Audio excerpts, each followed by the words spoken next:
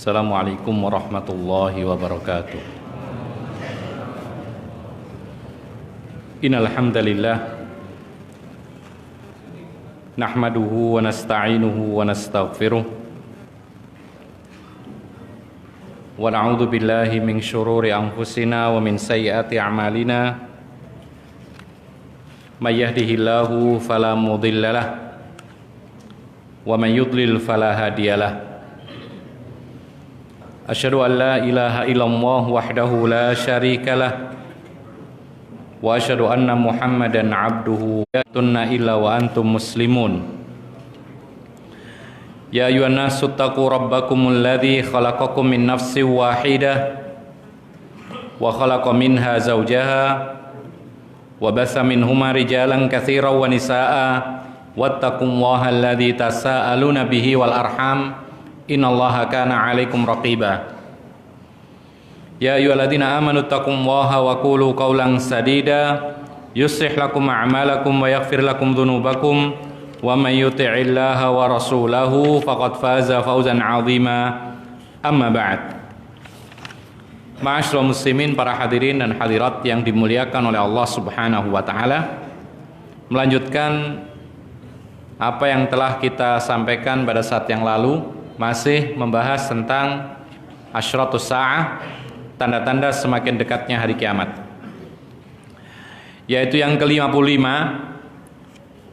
Beliau mengatakan, atau penulis mengatakan, Fadilatul Syekh Yusuf Al-Wabil mengatakan, nafyul madinati li syirariha thumma kharabuha akhiraz zaman. Di antara tanda-tanda semakin dekatnya kiamat, kota Madinah itu mengeluarkan penduduk-penduduk yang buruknya. Kemudian di akhir zaman Madinah menjadi hancur, rusak, dan seterusnya. Ma'asyiral muslimin rahimakumullah, ini adalah salah satu tanda semakin dekatnya hari kiamat. Maka perlahan namun pasti kota Madinah akan memaksa penduduk-penduduk yang buruk, berperangai buruk, berakhlak buruk, kemudian juga yang tidak beriman kepada Allah, yang ingkar kepada Allah, maka perlahan mereka akan keluar. Mereka dengan sendirinya tidak merasa betah berada di Madinah. Dalam perkataan beliau, hasan Nabi sallallahu alaihi wasallam ala sukna al-Madinah wa raghaba fi dzalika wa akhbara annahu la yakhruju ahadun minha raghbatan anha illa akhlafallahu fiha man huwa khairun min. Kata beliau, Nabi memberikan dorongan kepada manusia untuk menetap di kota Madinah. Artinya, keutamaan yang sangat besar bagi orang-orang yang menjadi penduduk Madinah, hidup di Madinah sampai meninggal di Madinah. Kenapa demikian? Mereka adalah orang istimewa apabila mereka menjadi penduduk Madinah sampai meninggal di Madinah, karena memang Madinah itu adalah tempat yang istimewa. Maka selayaknya orang-orang yang tinggal di tempat istimewa adalah orang-orang istimewa. Nanti akan kita sebutkan apa saja keistimewaan kota Madinah. Maka kemudian Rasulullah SAW menganjurkan orang-orang untuk jika bisa tinggal di Madinah, mati di Madinah. Dan Nabi SAW pernah memberitahukan bahwa kalau ada orang yang sengaja tidak suka kota Madinah lalu pergi dari Madinah, hijrah keluar dari Madinah, maka Allah Subhanahu wa taala akan menciptakan manusia yang menggantikan mereka itu, dan orang itu adalah lebih baik daripada orang-orang yang keluar dari kota Madinah. Kemudian wa akhbara anna min alamatis saati nafyul madinati li khubthiha wa hum syirarun nasi kama yanfil kiru khubthal hadid. Dan Nabi pun memberitahukan kepada kita semua bahwa di antara tanda semakin dekatnya kiamat adalah kota Madinah itu mengeluarkan kotoran-kotorannya. Apa maksudnya? Mereka adalah manusia-manusia yang buruk, sebagaimana api itu membersihkan kotoran besi. Jadi kalau besi berkarat itu dipanaskan sampai kemudian terpisah antara besi dengan kotorannya, karatnya. Demikian pula Madinah nanti lama-kelamaan bersih dari orang-orang yang buruk, orang-orang jahat, orang-orang zalim, orang-orang kafir, orang-orang yang syirik dan semisalnya. Ini yang dikatakan oleh Rasulullah sallallahu alaihi wasallam. Rawal Imam Muslimun an Abi Hurairah radhiyallahu anhu anna Rasulullah sallallahu alaihi wasallam qala ya'ti 'alan nas zamanun yad'u ar-rajulu ibna ammihi wa qaribihi atau qaribahu halumma ila ar-rakha wal madinatu khairun lahum law kanu ya'lamun. Imam Muslim meriwayatkan hadis dari Abu Hurairah, semoga Allah meridhoinya, bahwa Rasulullah sallallahu alaihi wasallam bersabda, akan datang suatu masa pada manusia yang mana ada orang memanggil anak pamannya dan kerabatnya, kemarilah, datanglah kemari kepada kenikmatan, datanglah kemari kepada kenikmatan, maksudnya kenikmatan hidup, karena di sana tempatnya nyaman, banyak rezeki, banyak harta dan lain sebagainya, hidup mudah di sana. Sementara Madinah itu lebih baik bagi mereka andaikan mereka mengetahui. Walladzi nafsi biyadihi la yakhruju minhum ahadun raghbatan anha illa akhlafallahu fiha khairan minhu. Aku bersumpah, kata Nabi SAW, demi zat yang jiwaku berada di tangannya, tidak akan keluar meninggalkan kota Madinah seorang pun karena membenci Madinah, melainkan Allah pasti akan menciptakan penggantinya, manusia yang lebih baik darinya. Ala inal Madinah takalkir yukhrijul khabith. Ketahuilah Madinah itu seperti api yang akan mengeluarkan kotorannya. La taqumus sa'atu hatta tanfil madinatu syiraraha kama yanfil kiru khubtal hadid. Dan hari kiamat tidak akan datang sehingga Madinah itu akan mengeluarkan kotoran-kotorannya sebagaimana api itu membersihkan kotoran besi. Ma'asyiral muslimin rahimakumullah. Tadi kita sampaikan bahwa Madinah adalah tempat yang istimewa. Maka selayaknya orang-orang yang tinggal di Madinah adalah orang-orang istimewa. Tapi ada satu catatan yang disebutkan oleh para ulama. Bukan berarti kemudian orang yang tinggal di Madinah kemudian berbangga diri. Nih saya orang Madinah. Nih saya penduduk Madinah. Atau orang yang mengatakan ini saudara kami penduduk Madinah dan mati di Madinah, lalu kemudian merasa bahwa itu cukup kemuliaan dengan tinggal di Madinah. Tidak. Para ulama mengatakan bahwa kemuliaan bagi orang-orang yang tinggal di Madinah itu dia akan dapatkan apabila dia adalah orang yang mulia, orang yang baik, orang yang beramal saleh. Bukan hanya sekedar dia tinggal di Madinah, tetapi ketika dia menjadi orang-orang yang baik, ditambah lagi dia tinggal di Madinah, maka saat itulah dia menjadi orang istimewa. Karena percuma kalau dia berbangga dengan tempat yang baik kalau dia tidak baik. Jadi akan semakin baik ketika dia tinggal di tempat yang baik dan dia menjadi orang baik. Dan ini sebuah syarat, karena inna akramakum indallahi atqakum, dan sebaik-baik atau semulia atau yang paling mulia di antara kalian, kata Allah, adalah yang paling takwa kepada Allah Subhanahu wa taala. Ma'asyiral muslimin rahimakumullah. Kalau kita berbicara tentang Madinah, tidak ada habis-habisnya. Kota Madinah yang sangat dicintai oleh Nabi sallallahu alaihi wasallam, yang dulu dinamai Yathrib. Namanya dulu Yathrib. Ya. Jadi Yathrib itu artinya kurang lebih gersang. Karena memang dahulu sangat gersang Madinah itu. Hampir sama dengan Makkah, juga gersang.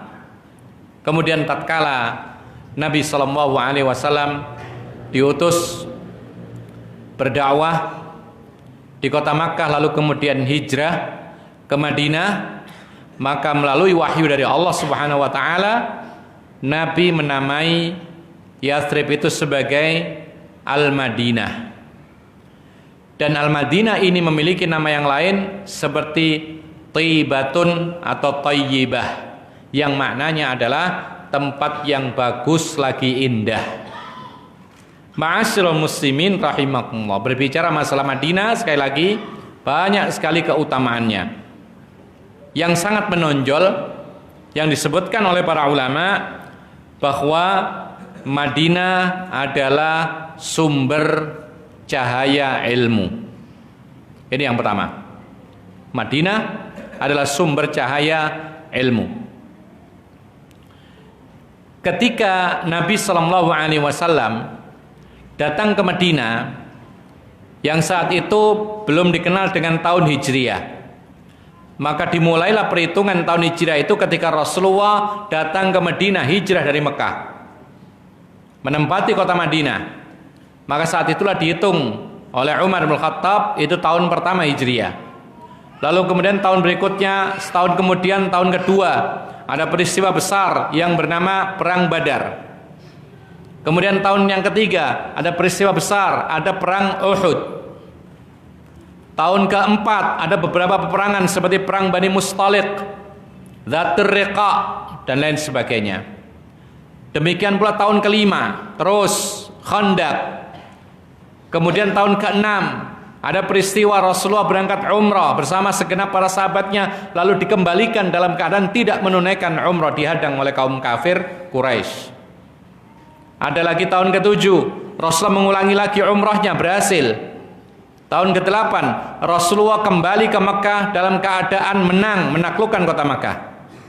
Kemudian tahun ke-9 dikenal dengan Amul Wufud, yaitu tahun delegasi dan para tamu datang bertemu dengan Rasulullah. Ada yang ingin masuk Islam di hadapan Rasulullah, ada yang ingin belajar, ada yang ingin menyampaikan hajat-hajatnya dan seterusnya. Ada yang meminta guru kepada Rasulullah untuk dikirim ke kampung halaman atau negeri-negeri mereka. Dikenal dengan istilah Amal Wufud, yaitu tahun banyaknya tamu dan delegasi. Kemudian pada tahun 10 Hijriah, maka Rasulullah SAW mengajak segenap kaum muslimin dan muslimat untuk pergi haji. Pada tahun itu, tahun 10 Hijriah, dan dikenal haji itu adalah haji wada, karena tahun itu adalah perpisahan Rasulullah atau akhir hayatnya Rasulullah SAW, dan terakhir beliau datang ke Mekah. Setelah itu tidak datang lagi ke Mekah. Kemudian beliau meninggal dunia di awal-awal bulan dari tahun ke-11 Hijriah. Ma'asyiral muslimin rahimakumullah. Madinah yang tadinya penuh dengan kerusakan, Madinah yang tadinya penuh dengan perang saudara. Yang paling terkenal itu adalah perang saudara yang ratusan tahun terjadi antara suku Aus dan Khazraj. Itu ratusan tahun, tidak pernah selesai. Berhenti sejenak, lalu ada pemicu kecil, perang lagi. Kemudian reda lagi, ada pemicu kecil, perang lagi. Terus begitu ratusan tahun. Ketika Rasulullah datang ke Madinah, selesai peperangan, dan mereka ketika masuk Islam menjadi bersaudara suku Aus dan Khazraj. Luar biasa Rasulullah SAW. Ma'asyiral muslimin rahimakumullah. Madinah adalah sumbernya ilmu. Kenapa demikian? Karena di Madinahlah Rasulullah SAW menjelaskan berbagai macam ilmu agama Islam. Sementara ketika di Makkah 13 tahunan beliau menekankan pokok-pokok ajaran Islam, usul, prinsip-prinsip akidah diajarkan di Mekah, diperkokoh ketika di Madinah, dan diperlebar dengan masalah-masalah ilmu agama, masalah adab, masalah akhlak, masalah fikih, hukum-hukum agama, perincian masalah zakat, perincian masalah sholat, puasa, dan lain sebagainya. Maka dari itu dikenallah Madinah adalah tempat atau sumbernya ilmu. Maka apabila Madinah adalah sumber ilmu, maka jangan disia-siakan untuk mendapatkan fadilah keutamaan ilmu yang ada di Madinah. Ada sebuah hadis Rasulullah SAW mengatakan, "Man dakhala masjidana hadza liyata'allama khairan aw yu'allimahu kana kal mujahidi fi sabilillah." Kata Nabi SAW, barang siapa masuk ke masjidku ini, Masjid Nabawi, untuk mengajarkan kebaikan, Atau kalau tidak mengajarkan kebaikan, yaitu untuk mempelajari kebaikan, maka dia sama dengan orang yang berjihad di jalan Allah. Subhanallah. Kita kalau pergi ke Madinah, ingat hadis ini. Ingat hadis ini, terapkan, maka kita mendapatkan pahala jihad fisabilillah. Masuk ke Masjid Nabawi, ingat selain masalah sholat jelas, ya. Tapi ingat, saya ingin menyampaikan kebaikan. Kalau tidak menyampaikan kebaikan, saya dapat kebaikan, mempelajari kebaikan. Bagaimana kita mengajarkan kebaikan? Ajarkan kepada orang. Mungkin teman kita yang bersama kita ajarkan kebaikan, ajarkan Al-Quran, sempat, ayo mas sini. Mungkin dia bersama temannya, ya, adiknya, ayo dek sini, duduk sebentar, saya ajarkan kamu baca Quran. Kalau mungkin dia bisa baca Quran, sementara yang diajak tidak bisa baca Quran, ya.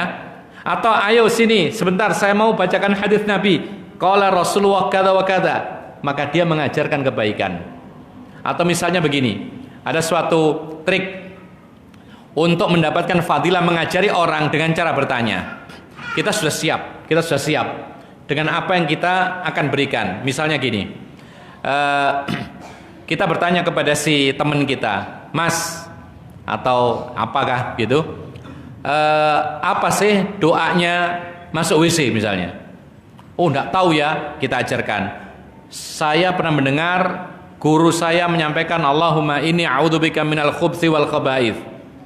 Hafal enggak sampean? Oh belum, ayo coba kita hafalkan bareng. Dihafalkan sama dia. Maka ini pun juga termasuk mengajarkan kebaikan, meskipun sedikit. Atau dengan cara menegur sesuatu yang orang itu kurang paham, mengingatkan kebaikan, mengajarkan kebaikan. Ada orang misalnya minum sambil berdiri, sampaikan, Pak, tolong duduk ya, sunnah Rasul. Ya, mohon maaf Pak, duduk begitu. Bahkan ikhwan fillah azakumullah, mungkin kalau kita sedang di Masjid Nabawi, kita bisa mendapatkan fadilah, keutamaan mengajari kebaikan. Ada orang sholat di jalan, kadang-kadang begitu, di tempat lalu lalang orang, kemudian orang mau sholat, hentikan. Maaf Pak, kadang-kadang orang itu orang kita juga, banyak orang kita. Maaf Pak, ini jalan, bisa masuk ke tempat sholat sendiri ada. Itu pun sudah termasuk mengajarkan kebaikan. Kita mendapatkan pahala jihad fisabilillah. Ini mengajarkan kebaikan. Kalau tidak mampu mengajarkan kebaikan meskipun satu hal, maka paling tidak kita belajar di Masjid Nabawi, meskipun satu ayat. Bagaimana cara belajar? Alhamdulillah di Masjid Nabawi ada kajian. Lo nggak ngerti, kajiannya bahasa Arab, sudah duduk saja, paling tidak kita mendengar qala Allah, qala Rasul. Nggak paham ayatnya, dengarkan saja, nanti akan ada sesuatu yang dipahami. Qala Nabi SAW, innamal a'malu binniyat. Qala Nabi SAW begini, Allah berfirman demikian. Kita dengarkan ayat ini, lalu kita paham. Paling tidak ada perkataan Allah begini dan begitu. Atau mungkin ini adalah perkataan yang sering kita dengar, lalu terulang lagi, kita belajar lagi. Kita mendapatkan fadilah belajar di Masjid Nabawi. Pahalanya seperti apa? Jihad fisabilillah. Atau bagaimana lagi contohnya? Kita ngambil Al-Quran, kita memperdalam bacaan Al-Quran, memperbagus. Bukankah itu juga belajar Al-Quran? Kita misalnya masih kurang lancar membaca Al-Quran, kita ambil mushaf sebentar, kita duduk di Masjid Nabawi, belajar memperdalam bacaan Al-Quran yang bagus. Atau misalnya minta diajari, dan di sana banyak halaqah Al-Quran. Bahkan di sana itu ada tulisannya, halaqatul Quran. Kemudian di situ ada syekhnya yang mengajari. Bahkan di sana diajarkan surat apapun diajarkan, bahkan dari Al-Fatihah silakan. Siapa yang mau disimak, dibenarkan bacaannya silakan. Kesempatan. Kalau kita tidak bisa mengajarkan kebaikan, belajar kebaikan. Baca Quran, kemudian mungkin menyimak. Ada lagi di sana kajian bahasa Indonesia. Ada ustadz kita di sana mengajarkan pengajian bahasa Indonesia. Ya, dan alhamdulillah sekarang ini ada lagi setelah dahulu Ustadz Firanda, kemudian ada Ustadz Abdullah Rai, kemudian sekarang ada Ustadz Saiful Bahri, ya kalau nggak salah. Ini bisa kita ikuti, kita belajar di Masjidil Haram, maka kita mendapatkan pahala jihad fisabilillah. Ma'asyiral muslimin rahimakumullah. Tapi kata Rasulullah sallallahu alaihi wasallam, "Wa man dakhalahu li ghairi dzalika kana kan nadiri ila ma laisa lahu." Kata Nabi SAW, namun siapa yang masuk masjidku ini, Masjid Nabawi ini, tapi dia tidak menginginkan dua-duanya, masuk masjid Nabi, tidak ingin mengajari kebaikan, tidak ingin belajar. Ngapain terus? Habis sholat selesai ngapain? Bengong, ya, diem, melamun, HP-an, main HP. Maka kata Rasulullah SAW, orang yang seperti ini ketika masuk Masjid Nabawi tidak mau belajar, tidak mau mengajari sesuatu pun, maka dia sama dengan orang yang melihat sesuatu yang bukan miliknya. Apa maksudnya? Di sini disebutkan oleh para ulama, ketika dia ke Masjid Nabawi, usai sholat dia bengong, tidak belajar, tidak mengajari orang. Maka kemudian sementara orang belajar Al-Quran, belajar mengaji, mengajari orang dan lain sebagainya, mengingatkan kebaikan, mereka mendapatkan bermacam-macam pahala, mereka mendapatkan jihad fisabilillah. Dan ingat, dalam jihad itu ada biasanya ghanimah, seolah-olah mereka meraup ghanimah yang banyak-banyak, sementara kita yang tidak berniat belajar atau mengajar bengong melihat orang lain mendapatkan berbagai macam keistimewaan. Orang lain meraup harta benda ghanimah yang sangat banyak, kita tidak dapat apa-apa. Orang lain mendapatkan pahala jihad fisabilillah, kita tidak dapat apa-apa karena kita tidak berniat apa-apa. Oleh karena itu, ikhwan fillah azakumullah, sempatkan berniat selain untuk sholat di Masjid Nabawi, maka niatkan mengajari kebaikan. Ingat, mengajari itu tidak harus ceramah, ya, tidak harus ceramah seperti ini. Ngajari anaknya kecil, ayo nak kesini, kawannya ditunjukkan kebaikan, diingatkan dari kebaikan, termasuk mengajari kebaikan. Demikian pula belajar meskipun Al-Quran, meskipun sendiri, melatih bacaan yang baik, itu juga termasuk mempelajari kebaikan. Maka pahalanya seperti orang jihad fisabilillah. Ma'asyiral muslimin rahimakumullah. Yang berikutnya disebutkan oleh para ulama bahwa Madinah adalah kota yang penuh berkah. Karena Nabi SAW pernah berdoa, Allahumma barik lana fi madinatina. Ya Allah, berkailah kami di kota Madinah kami. Dan ingat bahwa Nabi kita Muhammad SAW doanya makbul, diterima oleh Allah Subhanahu wa taala. Maka ketika dia minta keberkahan untuk kota Madinah, maka pasti dikabulkan oleh Allah Subhanahu wa taala. Oleh karena itu kebaikan yang melimpah ada di Madinah. Makanya para ulama juga mengatakan bahwa di antara bentuk keberkahan kota Madinah adanya Masjid Nabawi yang di dalamnya ketika kita sholat maka melampaui kebaikan 1000 lebih daripada salat di tempat yang lain.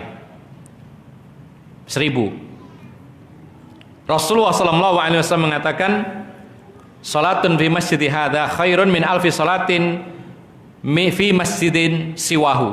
Oh, kama qala sallallahu alaihi wasallam. Sekali salat di masjidku ini, Masjid Nabawi, ya. Jadi para ulama mengatakan perluasannya pun juga termasuk masjid beliau. Meskipun dulu kecil, sekarang diluaskan, maka semuanya itu termasuk masjid beliau.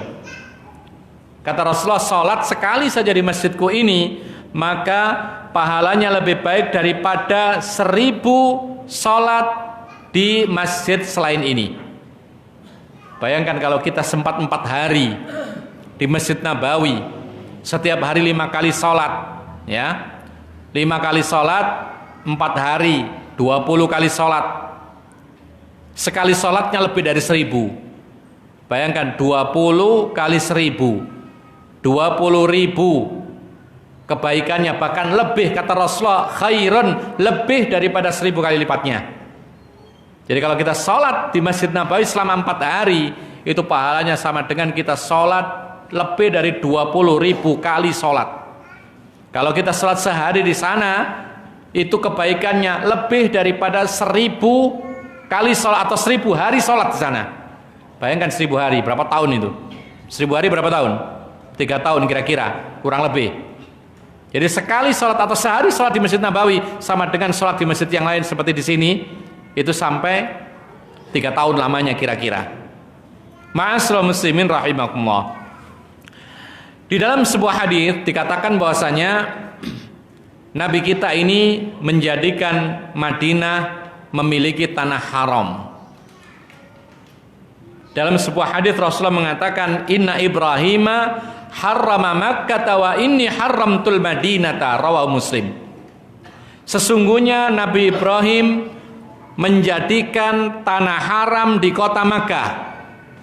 Jadi kalau kita masuk Makkah, sebelum masuk Masjidil Haram ada batas tanah haram.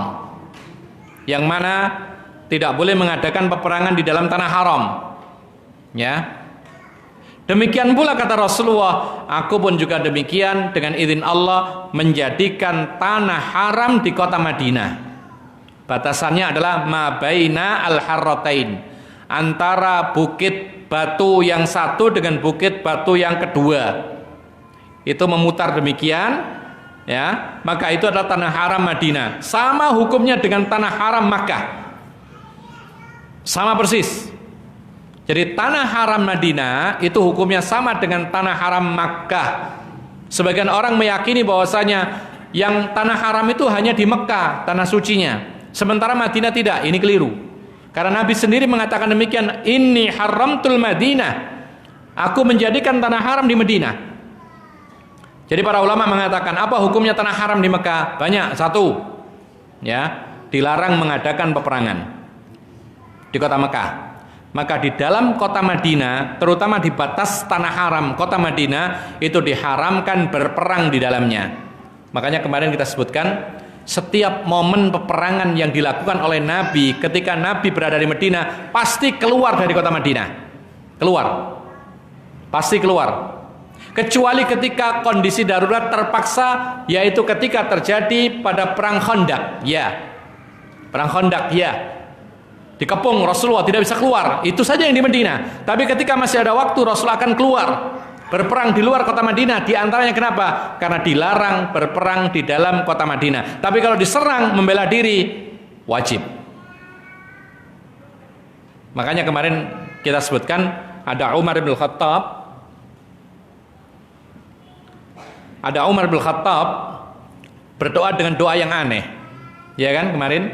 Allahumma qatlan fi sabilika wa mautan fi madinati nabiyyika. Atau kama qala radhiyallahu anha.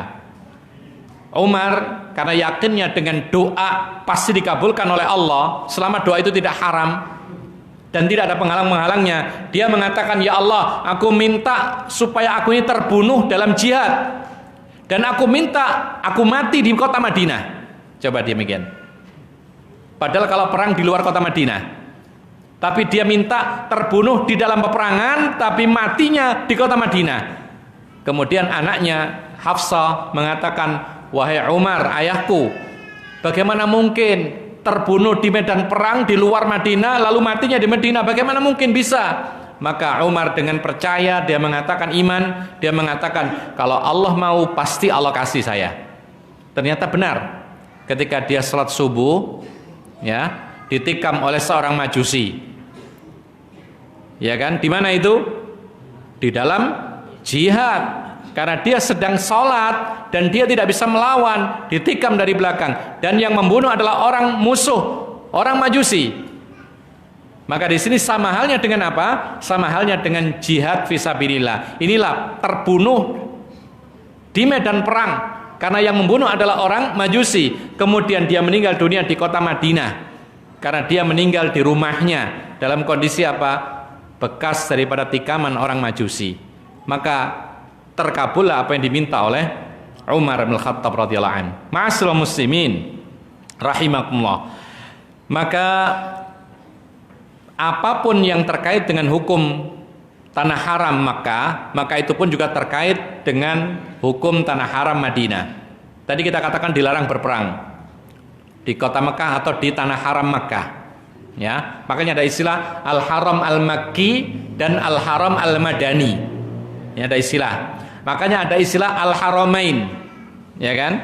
Dua tanah haram. Ada al-haramul makki, tanah haram Makkah, ada al-haramul madani, tanah haram Madinah. Benar istilah ini. Ini istilah yang syar'i. Ya. Nah, ma'asyiral muslimina rahimakumullah. Yang kedua hukum tanah haram. Tidak boleh berburu binatang buruan di tanah haram Makkah.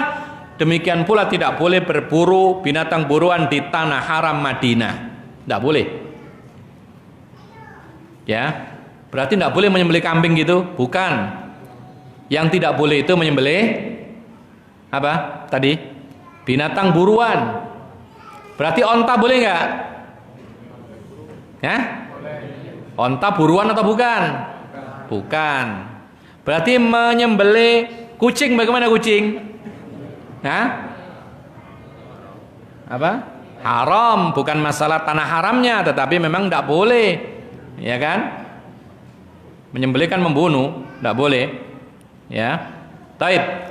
Dan kita harus mengetahui apa sih binatang buruan itu. Binatang buruan itu adalah binatang liar yang halal dan tidak dimiliki oleh siapapun. Ini namanya binatang buruan. Jadi halal bagi siapapun. Jadi yang pertama liar, bukan jinak, kemudian tidak dimiliki siapapun. Ya. Jadi misalnya apa? Misalnya burung merpati yang ada di tanah haram Mekah atau Madinah. Itu tidak dimiliki siapapun dan itu liar. Ya. Maka tidak boleh kita berburu binatang seperti ini. Atau misalnya kalau ada ya apa? Kelinci liar, kemudian kuda liar, kemudian keledai liar misalnya. Itu termasuk buruan. Kalau keledai jinak haram hukumnya.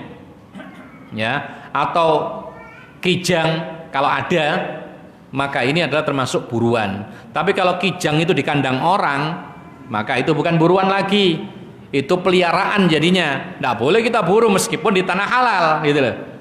Ya, kelinci misalnya milik orang dipelihara, diternak sampai banyak, maka ini bukan buruan. Yang dilarang untuk dibunuh, untuk diburu adalah binatang buruan saja ketika berada di tanah haram baik Makkah maupun Madinah. Kemudian yang ketiga disebutkan oleh para ulama bahwasanya tidak boleh dicabut atau dipotong tumbuh-tumbuhan tanah haram. Ya, tidak boleh. Kita lewat kemudian ada pohon kita potong, main-main, kadang-kadang begitu. Kemudian kita pukul, roboh.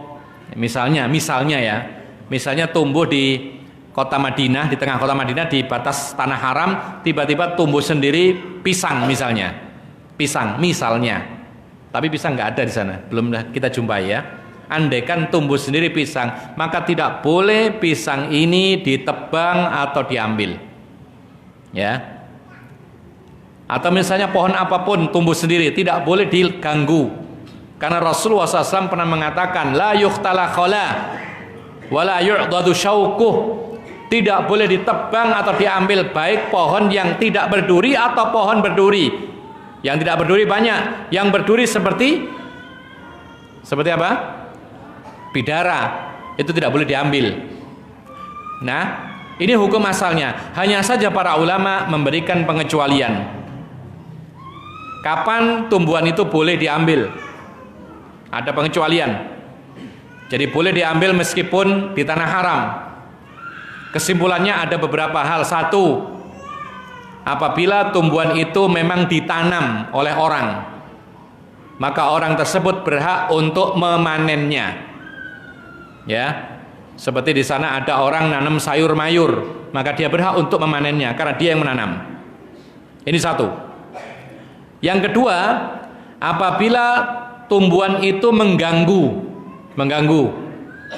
Misal ya, ada tumbuh misalnya bidara, kemudian tumbuhnya menjorok ke jalan sehingga mengganggu mobil, takut nanti tabrakan dan semisal, dipotong karena untuk keamanan. Ini boleh. Lalu yang ketiga, tumbuhan-tumbuhan yang dibutuhkan oleh masyarakat secara umum. Ini boleh. Seperti apa? Rumput-rumput untuk ternak dan semisalnya. Sebagaimana Rasulullah mengizinkan untuk mencabuti idkhir. Karena idkhir ini semacam rumput ilalang yang agak panjang, itu biasa dipakai oleh orang untuk atap rumah, dipakai untuk menyalakan api dan lain sebagainya. Maka dikiaskan dalam hal ini tumbuh-tumbuhan yang sifatnya itu merupakan kebutuhan masyarakat secara umum, maka ini dibolehkan seperti rumput dan yang semisalnya. Adapun yang selain itu maka dilarang untuk ditebang atau dipotong. Ini hukum berkaitan dengan tanah haram baik Makkah maupun Madinah. Yang berikutnya disebutkan oleh para ulama bahwa di antara yang dilarang adalah mengambil barang temuan. Dilarang dalam Islam. Ini termasuk hukum tanah haram baik di Mekah maupun di Madinah. Jadi kalau kita menemukan dompet ya, maka hukum asalnya haram untuk diambil. Haram hukumnya. Ya. Kecuali, ada pengecualian. Illa limunsyidin abadan.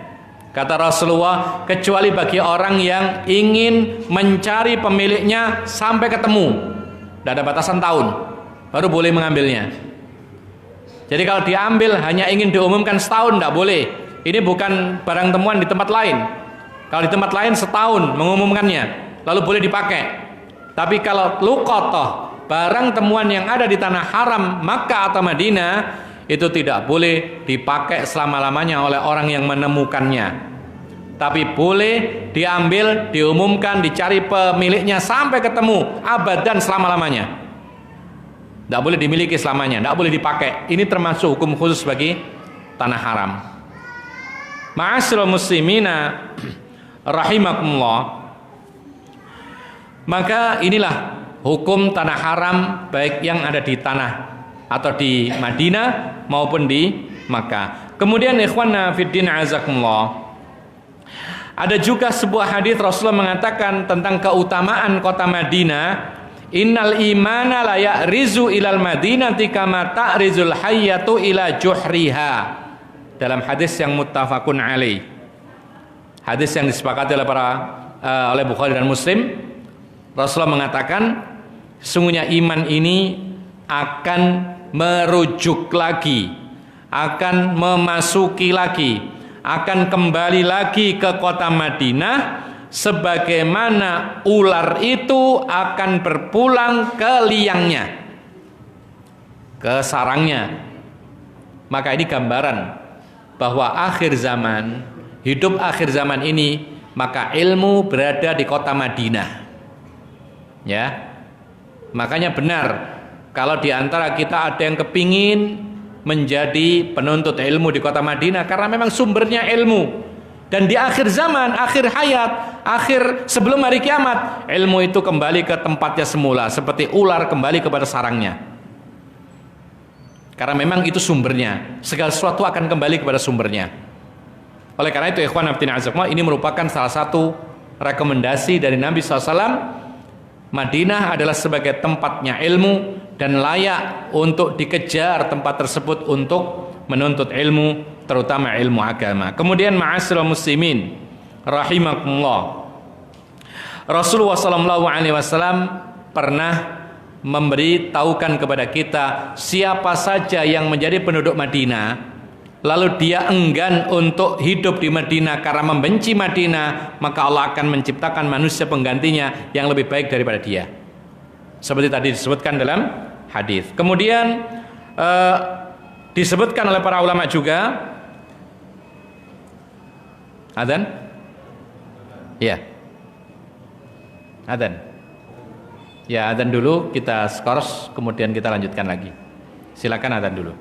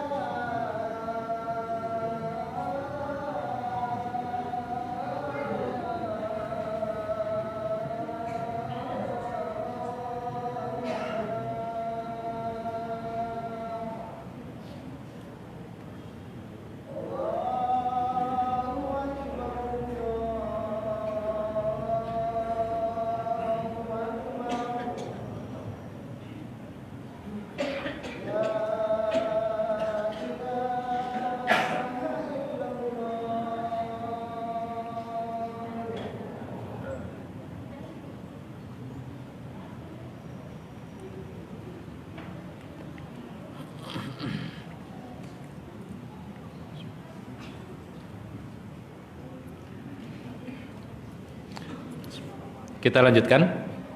Di antara keistimewaan kota Madinah bahwa Nabi menjamin dengan wahyu dari Allah Subhanahu wa taala bahwa Madinah itu tidak akan dimasuki taun. Demikian pula tidak akan dimasuki Dajjal. Nabi SAW mengatakan, ala anqabil madinati malaikatun la yadkhuluha ta'un wala dajjal, muttafaqun alaih. Kata Nabi SAW, di setiap pintu gerbang kota Madinah, artinya jalan-jalan yang memasuki kota Madinah, itu ada para malaikat yang selalu menjaga sehingga ta'un tidak akan memasuki kota Madinah, dan Dajjal pun juga tidak bisa memasuki Madinah. Ta'un ini ikhwan fillah azakumullah pernah terjadi pada zaman Khalifah Umar bin Khattab. Ta'un ini penyakit wabah yang menular, mematikan, dan sangat-sangat cepat mematikan. Kalau sekarang mungkin corona, ya. Itu terjadi di Syam. Ketika Umar bin Khattab bersama rombongannya ada keperluan hendak masuk ke negeri Syam. Menjelang memasuki negeri Syam, mendengar kabar bahwa di Syam ada wabah apa? Bukan corona, taun. Ya, taun ini menyerang pencernaan. Ya, kemudian apa? Kemudian hanya sehari, bahkan kurang dari sehari, orang yang terkena langsung meninggal. Dan saat itu banyak sekali yang meninggal. Maka berhentilah Umar bin Khattab sebelum memasuki negeri Syam. Kemudian Umar mengajak musyawarah semua para sahabat yang ada saat itu. Diajak musyawarah, ternyata para sahabat Nabi berbeda pendapat. Ada yang mengatakan, teruskan wahai Umar, kita tidak bisa lari dari takdir. Lalu yang lain mengatakan, balik, kalau kita masuk berarti kita mencemplurkan diri kepada kebinasaan, karena penyakit itu betul-betul menular. Ada nggak penyakit menular? Ada nggak? Ada. Buktinya apa? Rasulullah mengatakan, la yuradu mumridun ala musih. Ketika ada sahabat Nabi melaporkan kepada Rasulullah tentang wabah penyakit yang menyerang onta, maka Rasulullah mengatakan, jangan sampai dicampur yang sakit dengan yang sehat. Kenapa? Kalau tidak menular. Ya. Firra minal majdumi firaraka minal asadi. Kata Rasulullah, jauhilah atau menjauhilah kamu dari orang yang lepra sebagaimana kamu jauh dari singa, karena menular. Ya. Nah, maka kemudian ada seorang sahabat Nabi berdiri dan mengatakan kepada Umar, wahai Amirul Mukminin, saya pernah mendengar sebuah hadis dari Rasulullah SAW.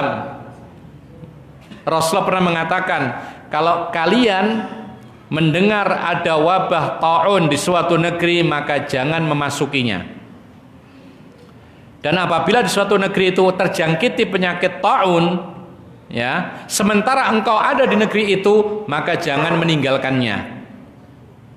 Maka Umar ketika mendengar hadis ini benar-benar bersyukur kepada Allah, langsung balik ke Madinah menemukan jawabannya. Berarti sekarang saya belum masuk ke Syam, saya pulang. Dan itu yang disampaikan Rasulullah SAW, dan akhirnya mereka semua selamat dari taun yang ada di Syam. Sementara meninggal sampai ratusan orang-orang negeri Syam. Nah, ini menunjukkan kepada kita bahwa penyakit menular itu memang benar-benar ada. Dan kita diperintahkan untuk mengantisipasi sebelum kena. Jangan kemudian nekat memasukinya supaya tertular akhirnya. Atau orang yang ada di dalam yang sudah terkena virusnya keluar sehingga menulari orang lain. Makanya disebutkan oleh para ulama, semua antisipasi oleh orang-orang yang ahli, mereka menentukan demikian dan demikian, maka itulah yang diikuti. Seperti kalau kita sekarang barangkali ada cara diantaranya adalah karantina.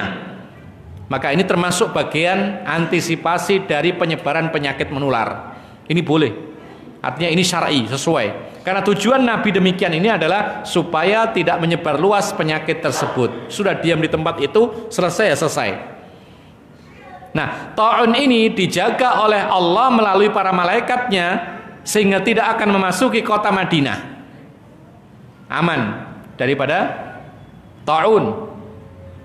Oleh karena itu, ma'asyiral muslimin rahimakumullah, ini juga termasuk keistimewaan dari kota Madinah. Lalu di antara pula termasuk keistimewaan kota Madinah adalah tidak akan disentuh atau diinjak oleh Dajjal.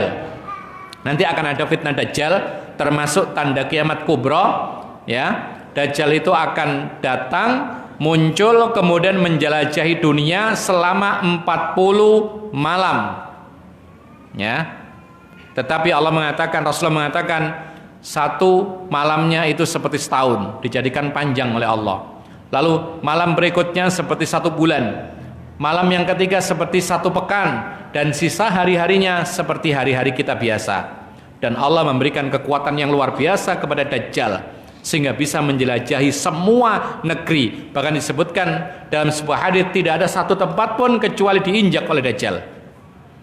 Jadi negeri kita Madura ini, ya, ini pasti akan diinjak Dajjal nanti suatu ketika. Mudah-mudahan kita tidak ketemu. Kalau ketemu itu sangat bahaya. Kenapa demikian? Fitnahnya luar biasa. Bagaimana tidak? Dia bisa membelah orang hidup, ya, dibelah dari atas ke bawah dengan alat, kemudian terpisah mati. Lalu kemudian dia mengatakan kum, hanya mengatakan kum, bangunlah. Dia gandeng lagi, bangun. Bagaimana kita tidak takjub? Orang yang tidak mengerti hal ini, dia akan mengatakan, oh ini Allah ini. Dan dia memang mengaku sebagai Tuhan Rabbul Alamin. Makanya para ulama mengatakan, yang banyak mengikuti, jadi pengikut setianya Dajjal adalah kaum wanita. Kenapa kira-kira? Karena kaum wanita jarang ngaji, gitu loh. Makanya kalau wanita ingin selamat dari Dajjal, ya ngaji, supaya tahu ciri-cirinya Dajjal, sehingga selamat dari fitnah Dajjal. Nah, Dajjal ini dijaga oleh Allah, Madinah, dari Dajjal, sehingga tidak akan memasuki kota Madinah. Dan ini merupakan kemuliaan dari Allah bagi para penduduk Madinah. Makanya para ulama mengatakan, di antara rahasianya kenapa sih Rasulullah menganjurkan untuk tinggal di kota Madinah kalau bisa. Kalau sekarang kan susah ya, paling bisanya umroh sebulan harus pulang ya. Kalau nggak gitu ya jadi kaburan gitu. Nah kalau kaburan, nah maka tidak resmi, akhirnya kita mukhalafah, menyelisihi aturan, tidak boleh. Kalau memungkinkan tidak ada masalah, kalau tidak ya sudah, kita punya niatan saja. Karena dalam Islam ini kalau bisa kita jihad, kalau tidak paling tidak ada niat berjihad, maka kita mendapatkan pahala jihad. Ma'asyiral muslimina rahimakumullah. Kemudian kita sebagai orang Islam harus mengikuti Nabi. Dalam hal kota Madinah, Nabi sangat mencintai kota Madinah, maka cintailah apa yang dicintai oleh Rasulullah SAW. Maka kita berarti mengikuti petunjuk Rasulullah, jejak Rasulullah. Di antara bentuk cintanya Rasulullah disebutkan dalam sebuah hadis, ya, dari Abu Hurairah, semoga Allah meridhoinya, beliau mengatakan, karena Nabi SAW idza qadiba min safarin fanadhara ila judrati al-madinati harrakaha min hubbiha. Kata Abu Hurairah, Nabi itu kalau datang dari pepergian jauh, ya, kan naik kendaraan itu, naik onta atau naik kuda dan semisal. Kalau sudah melihat bangunan-bangunan yang ada di kota Madinah, dia percepat, yaitu apa? Perjalanannya menuju kota Madinah. Kenapa? Kata Abu Hurairah, karena saking cintanya kepada kota Madinah. Luar biasa Rasulullah SAW. Jadi ada 2 tempat yang dicintai oleh Nabi Muhammad, Makkah dan Madinah. Ketika Allah, ya, memindahkan atau ketika Allah mentakdirkan adanya orang-orang kafir Quraisy yang mengusir Nabi dari tanah kelahiran yang dicintainya, maka Allah menyiapkan tempat yang juga dicintai, yaitu Madinah. Oleh karena itu, ma'asyiral muslimin rahimakumullah, kita kembali kepada masalah kita, bahwasanya Madinah ini mau tidak mau akan mengeluarkan siapa saja yang buruk. Karena memang Madinah ini istimewa, tempat yang paling baik, sehingga tidak layak yang bertempat tinggal di sana kecuali orang-orang yang istimewa dan orang-orang baik. Nah sekarang masalahnya adalah kapan sih keluarnya orang-orang yang buruk dari kota Madinah? Ada 2 pendapat, ya. Pertama, ada yang mengatakan bahwasanya itu terjadi pada zaman Nabi. Ketika Nabi datang ke kota Madinah bersama para sahabatnya, maka kemudian menyebar kebaikan, disebarkan oleh Rasulullah dan para sahabatnya, maka orang-orang yang jahat, orang-orang yang rusak, yang tidak mau masuk Islam terpaksa menyingkir pelan-pelan. Kemudian sempurnanya ketika pada zaman Umar bin Khattab, ketika sampai mengusir semua orang Yahudi yang ada di kota Madinah. Ini pendapat yang pertama. Lalu pendapat yang kedua, itu adalah akhir zaman. Akhir zaman, terutama ketika turun Dajjal, kemudian orang-orang saat itu bercampur, maka mereka mau tidak mau akan keluar, dikeluarkan oleh kota Madinah, yaitu orang-orangnya. Karena Madinah ini adalah jaminan dari Nabi SAW tidak akan dimasuki Dajjal, maka penduduknya pun juga orang-orang yang baik, yang tidak akan bertemu dengan Dajjal. Ma'asyiral muslimin rahimakumullah. Itulah apa yang kita sebutkan tadi, bahwa di antara tanda-tanda semakin dekatnya hari kiamat adalah kota Madinah ini mau tidak mau akan mengeluarkan orang-orang yang buruk, orang-orang kafir, orang-orang munafik, orang-orang zalim, orang-orang yang tidak adil, orang-orang yang menzalimi dirinya sendiri, orang-orang yang menzalimi orang lain, orang-orang yang suka bermaksiat, orang-orang yang meskipun tidak bermaksiat tapi cinta kemaksiatan. Ya, karena ada orang itu tidak bermaksiat tapi dia cinta, suka kemaksiatan. Dan orang yang suka kemaksiatan sama dengan orang yang melakukan maksiat. Ya, jangankan cinta kepada kemaksiatan, ridha saja kepada suatu kemaksiatan, maka dia sama dengan pelakunya. Ar-radhi an syai'in kafa'ilihi, kata para ulama. Orang yang meridhai sesuatu maka sama dengan pelakunya. Kita tidak berjudi tapi kita ridho dengan perbuatan judi, maka kita sama dengan pelaku judi. Kita tidak berzina tapi kita ridho dengan perbuatan zina, sama dengan pezina. Kita tidak menyekutukan Allah tapi kita ridho dengan menyekutukan Allah atau kesyirikan, maka kita sama dengan pelaku kesyirikan. Oleh karena itu Rasulullah mengatakan dalam taghyirul munkar, mengingkari kemungkaran itu dengan kekuasaannya. Kalau tidak mampu dengan lisannya, kalau tidak mampu hati. Harus hati ini wajib. Dan tidak ada yang tidak bisa. Semua orang bisa mengingkari dengan hati. Yang penting hatinya mengingkari, tidak suka, benci, maka ini adhaful iman. Iman yang paling rendah, minimal. Kalau tidak ada pengingkaran dalam hati, tidak ada iman dalam hati kita. Berarti kita ini adalah orang yang durhaka kepada Allah Subhanahu wa ta'ala. Ikhwana fiddin, azakumullah. Kita sesi ini kita cukupkan dan kita akan lanjutkan setelah sholat Isya, insyaallah, yaitu tanda semakin dekat kiamat yang berikutnya, yaitu Allah Subhanahu wa ta'ala akan mengembuskan angin yang sangat lembut. Kemudian setiap orang yang beriman yang akan menghirupnya maka pasti akan diwafatkan oleh Allah Subhanahu wa ta'ala. Baik, kita cukupkan sampai di sini. Assalamualaikum warahmatullahi wabarakatuh.